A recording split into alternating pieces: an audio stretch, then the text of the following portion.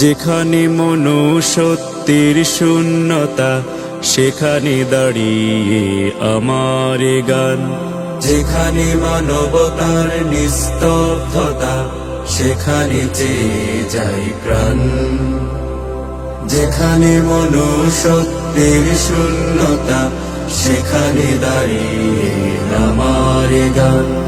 যেখানে মানবতার নিস্তব্ধতা। তো বিয়াস, আমরা ইতিমধ্যে শুনেছেন আমাদের যে আজকের উদ্যোগটা ছিল আমজাদ ভাইয়ের জন্য আমরা কিন্তু 1 মাস 1.5 মাসের বাজার মোটামুটি তার জন্য শুকনা জাতীয় খাবার যা প্রয়োজন, একটা সংসারে টুকিটাকি খাবার, যেগুলো উনি আমাদের কিছুদিন আগে বলেছিল যে উনি মাঝে মধ্যে না খেয়ে থাকে, ইনকাম সোর্স নাই এ বলে।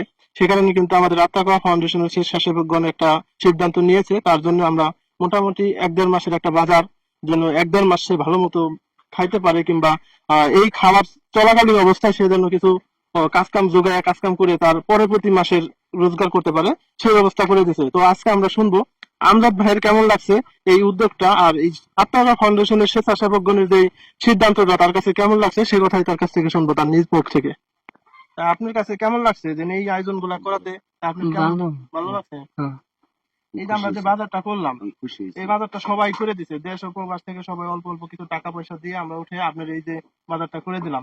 তা আপনি এই বাজারটা চলাকালীন অবস্থায়, মানে আপনি যে কাজকর্ম করবেন সেই কাজকর্ম করে ওই টাকা জোগায় আবার পরবর্তী মাসের জন্য আপনি মানে এই বাজার সদাই আবার করবেন, সেই ক্ষেত্রে কিন্তু আপনার এই বাজার গুলো করে দেওয়া হয়েছে। খুশি হয়েছেন তো আপনি? আলহামদুলিল্লাহ।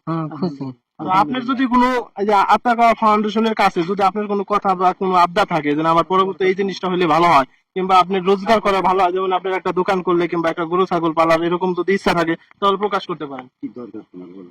আরো কোনো আপনি কি বড় কিছু পালতে পারেন? আপনি কি কোনো দোকান, মানে এইদিকে কোনোখানে দোকান করে দিলে কি আপনি কি করতে পারবেন? এরকম কোনো ইয়ে আছে আপনার? দোকান সে করতে এরকম দায়ী না, কারণ সে মানসিক প্রতিবন্ধী। তো আমরা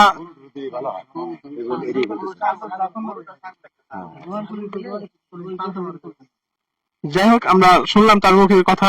সে বললো যে তার পরবর্তীতে যদি একটা ছাগল কিংবা গরু হয়, তার আয় রোজগারের ব্যবস্থা ওই দিক দিয়ে আসবে। তো সবাই ভালো থাকবেন, ধন্যবাদ। আত্মাকোয়া ফাউন্ডেশনের স্বেচ্ছাসেবক ভাইদের প্রতি আমার আন্তরিক শুভেচ্ছা ও অভিনন্দন।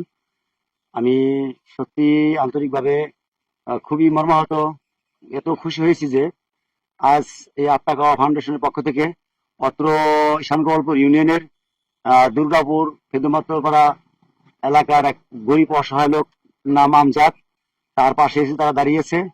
তাদের এই অনুদানের প্রেক্ষাপটে আমার খুবই ভালো লাগলো। আমি দোয়া করি এই স্বেচ্ছাসেবক ভাইরা যেন আরো আগে যেতে পারে। আর আমরা যারা অত্র এলাকাবাসী আছি ঈশানগোপালপুরের পক্ষ থেকে, এবং সারা দেশে এইভাবে থাকলে আমরা সবাই মানে একজনের দুঃখে দুঃখী, একজন সুখে সুখী হইতে পারবো, এবং তাদের পাশে দাঁড়াইলে আমাদের সর্বদিক দিকেই মানুষ আগে যেতে পারবে। আমি সবার প্রতি অনুরোধ করবো যে আত্মাকোয়া ফাউন্ডেশনের যে স্বেচ্ছাসেবক ভাইরা আছেন, সকলেই তাদের সার্বিক সহযোগিতা করবেন, তাদের পাশে থাকবেন, আমরাও থাকবো। আর এই অনুদানের যে এই গরিব অসহায় আমজাদের যে উপকারটা হলো, এ বলে শেষ করা যাবে না।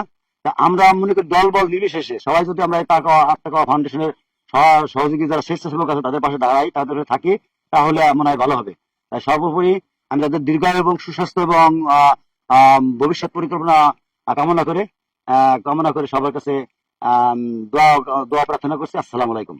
সর্বপ্রথমে আমি ধন্যবাদ জানাই আত্মাকোয়া ফাউন্ডেশনের পুরা টিম, স্বেচ্ছাসেবক সদস্য যারা আছে সকলকে আন্তরিক ধন্যবাদ যে এরকম একটা মানে উদ্যোগ নেওয়ার জন্য। খুবই সুন্দর একটা উদ্যোগ।